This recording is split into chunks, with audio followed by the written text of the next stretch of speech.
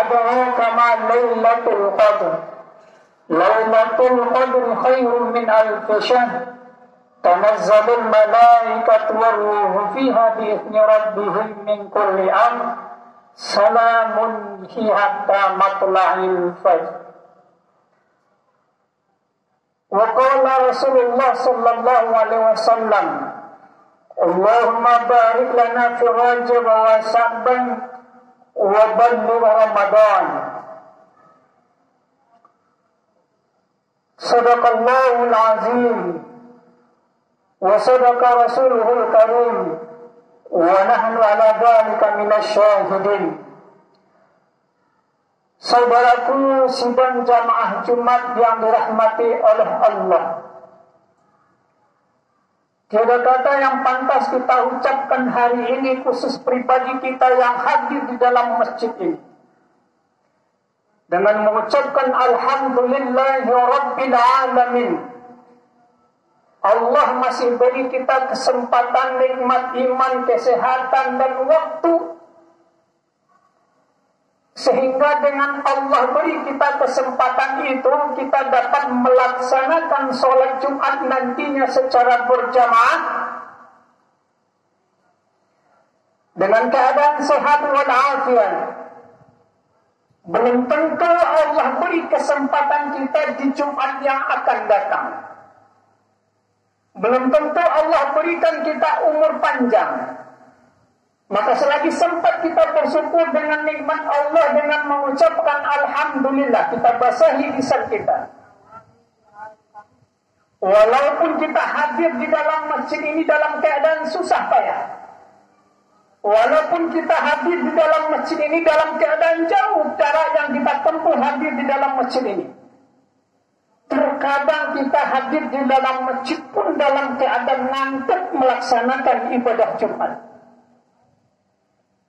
Maka kita buang segala urusan yang tidak berguna. Kita tahan kantuk kita sebentar. Kita fokus beribadah kepada Allah. Semoga Allah sampaikan, Allah berikan kenikmatan ibadah kepada kita, sehingga Jumat yang kita lakukan hendaknya menjadi makna di hadapan Allah Subhanahu wa ta'ala. Salawat beriringan salam tidak lupa kita doakan kepada Allah buat hamba yang mulia, walaupun terusir dari negeri kelahirannya, hidup tanpa memikirkan keadaannya, hanya umatnya yang dia pikirkan. Hidup terkadang menahan lapar, fakir miskin yang dia pikirkan. Maka tidak ada salahnya kita bersalawat pada baginda Rasulullah sallallahu alaihi wasallam dengan kalimat Allahumma shalli ala sayyidina Muhammad. Mudah-mudahan kita termasuk golongannya, golongan umat baginda Rasulullah sallallahu alaihi wasallam. Dengan sedikit kebaikan yang kita lakukan, Nabi selamatkan kita. Dengan sedikit kebaikan yang bisa kita lakukan di atas bumi ini sebagai umat baginda Rasul, insya Allah orang-orang yang bersalawat kepada Rasulullah sallallahu alaihi wasallam, Allah berikan garansi, Allah berikan hak otoritasi pada baginda Rasul untuk meminta ampunkan umatnya di hadapan Allah Subhanahu wa ta'ala. Itulah syafaat baginda Rasulullah sallallahu alaihi wasallam. Saudaraku sidang Jumat yang dirahmati oleh Allah Subhanahu wa ta'ala, hari ini bertepatan dengan Jumat yang keempat di bulan Ramadan. Di dalam bulan Ramadan kali ini Allah berikan kepada kita Sayyidul Ayyam, 5 kali Jumat di dalam bulan Ramadan saat ini. Maka jarang terjadi selama kehidupan kita Allah berikan 5 keberkahan kepada kita. 5 kali kita meminta ampun, 5 kali kita berdialog dengan Allah, 5 kali Allah jadikan hari yang paling mulia, 5 kali Allah berikan kepada kita, silakan engkau berdoa, insya Allah akan aku kabulkan doamu. yaitunya hari Jumat. Kita tegakkan Jumat ini, mulai dari bangun pagi sampai sore, sampai malamnya nantinya berhubungan dengan Ramadan. Maka kita lakukan perbuatan baik, puasa di malam, di siang hari, kita lakukan kebaikan-kebaikan yang lainnya, qiyamul lail pada malam hari, kita lakukan tadarus, baca Al-Quran dan lain-lain. Semoga Allah pertemukan kita dengan Jumat-Jumat di Ramadan berikutnya. Amin, amin. Ya Rabbal Alamin. Kaum muslimin sedang jamaah Jumat yang dirahmati oleh Allah. Tidak henti-hentinya khatib mengajak kita semua. Mari kita tingkatkan ketakwaan kita kepada Allah. Karena nilai diri kita, nilai hamba ini, nilai umat ini di hadapan Allah adalah berdasarkan tingkat ketakwaan kita kepada Allah Jalla Jalaluhu. Maka sibuk kita dengan diri kita masing-masing. Mari kita tingkatkan terus ketakwaan kita, sehingga nantinya akan berhak mendapatkan janji Allah, yaitu surganya Allah. Sidang jamaah Jumat yang dirahmati oleh Allah, terkadang manusia, terkadang umat manusia, umat Nabi Muhammad sallallahu alaihi wasallam, terkadang lebih mengedepankan logikanya kepada Allah dan Rasulnya.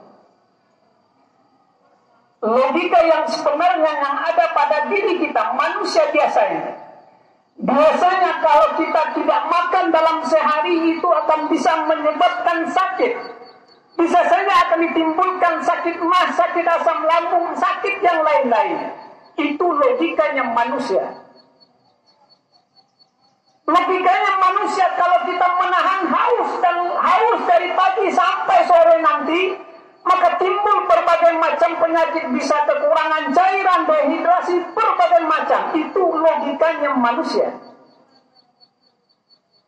Tetapi tanpa kita sadari, logika Allah jauh lebih tinggi daripada logika kita. Pendapat manusia jauh lebih rendah dari pendapatnya Allah. Rupanya puasa, hadir kita di dalam bulan Ramadan, puasa kita memberikan efek kesehatan kepada diri kita, memberikan efek kekuatan bagi diri kita, sehingga timbul jiwa kita untuk melaksanakan ibadah. Itu logikanya manusia. Beda dengan logikanya Allah. Kita tidak pernah tahu apa yang tersembunyi Allah, apa yang akan Allah berikan kepada kita. Namun kewajiban kita ketika diperintahkan, maka jalankan, tidak banyak alasan, tidak perlu dikemukakan berbanyak alasan. Bahwa Allah punya tujuan setiap dengan apa yang Allah perintahkan. Maka jauh sebelumnya, baginda Rasulullah SAW 2 bulan, 60 hari sebelum datangnya Ramadan sudah berdoa, Allahumma barik lana fi Rajab wa Saban wa balina Ramadan. Sudah berdoa. Sahabat-sahabat juga mengimpikan itu, juga berdoa tentang itu. Walaupun hadis yang kutip bacakan lebih sahih, tetapi syarat dan rukunnya lengkap dengan ijma ulamanya. Tidak bertentangan dengan hukum-hukum halal dan haramnya. Tidak bertentangan dengan akidah. Maka hadis ini kita pakai. Bahwa ketika sudah hadir kita di bulan Ramadan, kewajiban kita, kesempatan yang diberikan, bagaimana kita hadir melakukan puasa tanpa alasan apapun. Tidak ada alasan, wah capek ini, pekerjaan berat, harus berbuka, tidak ada alasan. Maka kalau logika yang kita kemukakan, maka banyaklah orang-orang yang sudah berbuka karena pekerjaan yang sedikit. Maka banyaklah orang-orang yang sudah berbuka karena mengemukakan logikanya. Kita tahu jamaah hadirin semua, sahabat Umar bin Khattab. Kita tahu bagaimana keberanian dan ketegasannya ketika melakukan tawaf bersama Nabi baginda Rasulullah SAW dengan sahabat yang lain. Ketika mengelilingi Ka'bah, maka keberanian dan ketegasannya, logikanya muncul ketika Nabi dan para sahabat lainnya mencium Hajar Aswad, batu hitam. Bagaimana bisa pula kita dianjurkan mencium batu warna hitam itu? Apa manfaat dan apa pentingnya bagi kita? Timbul logikanya. timbul pendapatnya, ketegasannya. Tetapi karena yang dilakukan oleh baginda Rasulullah, karena yang melakukan baginda Rasulullah, yang menyuruhnya Allah, maka dia turunkan egonya. Kalaulah tidak yang mulia yang aku kasihi melakukan itu, mencium hajar aswad, maka tidak akan aku lakukan mencium hajar aswad. Kalaulah tidak Allah yang memerintahkan Rasulnya untuk mencium hajar aswad, maka tidak akan pernah aku mencium hajar aswad. Itu logika pendapat. Kemudian dia rendahkan pendapatannya bahwa pendapat Allah lebih tinggi, pendapat baginda Rasulullah lebih tinggi, maka dia turunkan egonya, dia lakukan ibadah itu dengan sepenuh hati. Jemaah sidang, jemaah Jumat yang dirahmati oleh Allah Subhanahu wa Ta'ala. Tentunya kita berharap kita dipertemukan lagi di Ramadan selanjutnya. Tapi kita tidak bisa menjamin Allah masih berikankah kita umur panjangkah?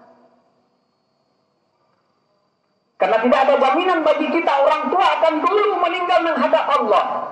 Kalau orang tua dahulu menghadap Allah, maka semua orang tua di atas umur 60 sudah dipanggil oleh Allah Subhanahu wa Ta'ala. Kalau orang muda tidak akan dipanggil oleh Allah, maka tidak ada kejadian-kejadian orang meninggal yang muda-muda dipanggil oleh Allah Subhanahu wa Ta'ala. Maka kita siapkan itu untuk kampung akhirat itu. Tradisi kita hari ini menyiapkan persiapan kita untuk menyambut Idul Fitri. Menyambut Idul Fitri, berkumpul bersama keluarga, pulang kampung. Tetapi beda halnya, kampung yang sebenarnya adalah kampung di tempat ayah bunda kita pertama diturunkan oleh Allah, diciptakan oleh Allah Subhanahu wa Ta'ala. Kampung yang kita tuju tempat kelahirannya adalah kampung kedua bagi kita. Kampung yang sebenarnya, kampung di tempatnya Adam alaihissalam, ibunda Hawa diciptakan. Maka itulah kampung yang sebenarnya yang akan kita tuju nantinya. Maka bersungguh-sungguhlah kita di bulan Ramadan yang tersisa barangkali 6 hari ke depan, yang itu bisa mengantarkan kita ke kampung halaman kita menghadap Allah Jalla Jalaluhu. Maka jangan tinggalkan yang sisa 6 hari ini. Jangan sia-siakan karena Allah sudah berikan kesempatan kepada kita. Maka jangan pernah sekali-sekali kita sia-siakan kesempatan itu. Jangan pernah. Jemaah sidang, jemaah Jumat yang dirahmati oleh Allah Subhanahu wa Ta'ala.